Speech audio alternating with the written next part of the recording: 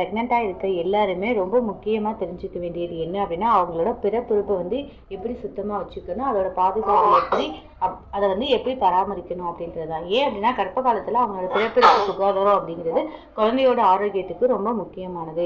வளரக்கூடிய கரு இருக்கு இல்லையா, அந்த கருவால் பிறப்புறுப்பில் வந்து நிறைய மாற்றங்கள் வந்து கர்ப்ப காலத்தில் நிற்கிறோம். அதனால ஒரு சில பிரச்சனைகள் வரும். அந்த பிரச்சனைகளை எப்படி சரி செய்யலாம் அப்படின்றத பற்றி தான் இந்த வீடியோவில் பார்க்க போகிறோம். மெயினாக என்ன பிரச்சனை வந்து கர்ப்ப காலத்தில் வரும் அப்படின்னு சொல்லி பார்த்தோம்னா, வெள்ளைப்படுதல். நார்மலாக வெள்ளைப்படுதல் இருக்கும், ஆனால் இந்த கர்ப்ப காலத்தில் வெள்ளைப்படுதல் அப்படிங்கிறது ரொம்ப அதிகமாக இருக்கும். இதை வந்து லுக்கோரியா அப்படின்னு சொல்லி சொல்லுவாங்க. இது வந்து பார்க்க வெள்ளை கலரில் இருக்கும். ஹார்மோன் வந்து அதிகமாக சுரக்கும் இல்லையா, அதனாலையும் கர்ப்ப காலத்தில் இடுப்பு பகுதிக்கு போகிற ரத்த ஓட்டம் வந்து அதிகமாக இருக்கும். அதனாலேயும் தான் இந்த வெள்ளைப்படுதல் வந்து கர்ப்ப காலத்தில் அதிகமாக இருக்கும். இந்த வெள்ளைப்படுதல் வந்து எந்த ஒரு ஸ்மெல்லுமே இல்லாமல் இருந்தது அப்படின்னா உங்களுக்கு பிரச்சனை இல்லை. அதே உங்களுக்கு வெள்ளைப்படுதலில் வந்து ஏதாவது ஸ்மெல் இருந்தது, பேட் ஸ்மெல், துர்நாற்றம் ஏதாவது வந்தது அப்படின்னா நீங்கள் டாக்டரை கன்சல்ட் பண்ண வேண்டியது ரொம்ப முக்கியமானது. அதுக்கடுத்து என்ன அப்படின்னா ஈஸ்ட் தொற்று.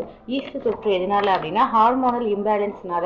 ஹார்மோன் வந்து சில நேரம் அதிகமாகவும் சில நேரம் கம்மியாகும். இந்த மாதிரி இம்பேலன்ஸ் தான் சுரந்தது அப்படின்னா அதனால உங்களுக்கு பிறப்புறுப்பில் வந்து அரிப்பு இருக்கும், எரிச்சல் இருக்கும். இந்த மாதிரி இருந்தது அப்படின்னாலும் நீங்கள் டாக்டரை உடனே பார்க்குறது ரொம்ப முக்கியமானது.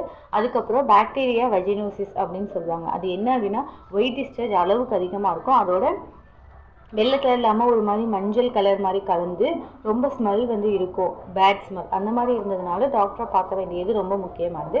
அதுக்கப்புறம் என்ன அப்படின்னா யூடிஐ அப்படின்னு சொல்லுவாங்க. அது யூரினரி ட்ராக் இன்ஃபெக்ஷன்.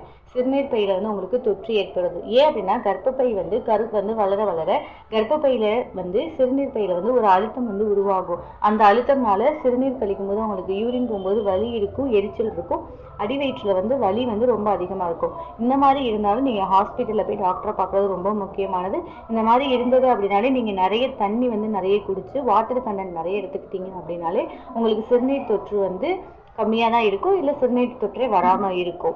அதுக்கடுத்து என்னன்னா மூல நோய். ஏன் அப்படின்னா கர்ப்பப்பை எந்த அளவுக்கு விரிஞ்சு கொடுத்துக்கிட்டே வருதோ அந்த அளவுக்கு நம்மளோட சிறுநீர் பையிலையும் மலக்குடல்லையும் அழுத்தம் வந்து ஏற்படும். அப்படி மலக்குடல்ல அழுத்தம் ஏற்படுறதுனால அங்கே இருக்க ரத்த நாளங்கள்லாம் என்ன ஆகும் அப்படின்னா வீங்கும். அப்படி வீங்குறதுனால அது வந்து என்ன ஆகும் அப்படின்னா உள்ளுக்குள்ள வந்து பாதிப்பு ஏற்படும். அப்படி பாதிப்பு ஏற்படுறாங்களோ எல்லாருக்கும் வந்து கான்ஸ்டிபேஷன், ப்ரெக்னெண்ட்டாக இருக்கவங்களுக்கு கான்ஸ்டிபேஷன் உருவாகும். அந்த கான்ஸ்டிபேஷன் தான் நாளடைவில் வந்து மூல நோயாக மாறுது. இதை தவிர்க்கணும் அப்படின்னா என்ன பண்ணணும் அப்படின்னா அதிக அளவு தண்ணீர் குடிக்கணும். அப்படி இல்லைன்னா தண்ணீர் சத்து நிறைந்த உணவுகள் எடுத்துக்கொள்ளணும். இளநீர் குடிக்கிறது, மோர் குடிக்கிறது, ஜூஸ் குடிக்கிறது, இந்த மாதிரி குடிக்கணும். அதுக்கப்புறம் என்ன அப்படின்னா நார்ச்சத்து நிறைந்த உணவுகள் இருக்கும் இல்லையா, பழங்கள், கீரைகள், காய்கறிகள், இதெல்லாம் உணவில் எடுத்துக்கிட்டாங்க அப்படின்னாலும் மூலநோய் வர்றதை வந்து தவிர்க்கலாம். இப்போ இந்த வீடியோவில் சொன்ன எல்லாத்தையும் ஃபாலோ பண்ணுறது அப்படிங்கிறது ரொம்ப முக்கியமானது. இந்த வீடியோ ரிலேட்டடாக ஏதாவது டவுட் இருந்தது அப்படின்னா கீழே கமெண்ட் செக்ஷனில் கமெண்ட் பண்ணுங்கள். நன்றி.